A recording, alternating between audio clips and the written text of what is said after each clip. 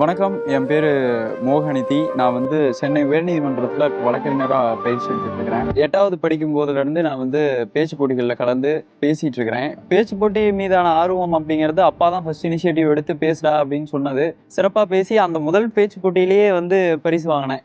அதுல இருந்தே பேச்சு போட்டியின் மேல ஒரு ஈர்ப்பு, ஒரு ஆர்வம்.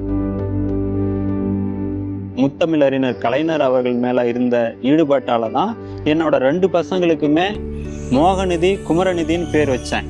அவருடைய கருத்துக்கள் அளவுக்கு இந்த பசங்களால வளர முடியலனாலும் அந்த கருத்துக்களை உள்வாங்கிக் கொள்வதற்காவது அந்த பேர் ஒரு காரணமா இருக்கும் அப்படிங்கிறதுக்காக தான் வச்சேன்.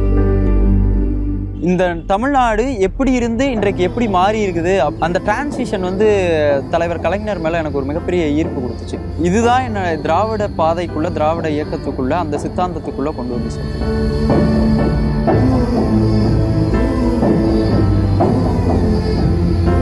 என்னுடைய 10வது வகுப்புல தலைவர் தளபதி அவர்கள் அப்போ இளைஞரணி செயலாளராக இருந்தபோது பேரறிஞர் அண்ணாவுடைய பிறந்த நாளுக்கு ஆண்டுதோறுமே பேச்சு போட்டிகள் நடத்துறது வழக்கம். அதாவது அண்ணாவின் கனவுகளும் கலைஞரின் செயல்களும் அப்படின்ற தலைப்புல 7 நிமிடம் தலைவர் கலைஞருடைய செயல்களை பத்தி பேசணும் அப்படின்ட்டு. அந்த பேச்சு போட்டியில நாமக்கல் மாவட்டத்துல முதலிடம் பிடிச்சிருந்தேன்.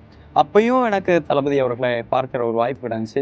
நாங்க பேசும்போது ஒவ்வொரு பேச்சையுமே தளபதி முன்னாடி உட்காந்து கேட்டுட்டு இருக்காரு, ரசிக்கிறாருன்றப்போ 2 வார்த்தை தான் பேசினேன். என்னன்னா, கடற்கரை மணலை கைகளால் என்ன சொல்வதை போன்றுதான் கலைஞரின் செயல்களை 7 நிமிடங்களில் எடுத்துரைப்பது என்பது அப்படின்னு பேசிட்டு அப்படியே நிறுத்திட்டேன். அதுக்கு மேல காத்து மட்டும் தான் வருது. அதுக்கப்புறம் என்னால பேசவே முடியல.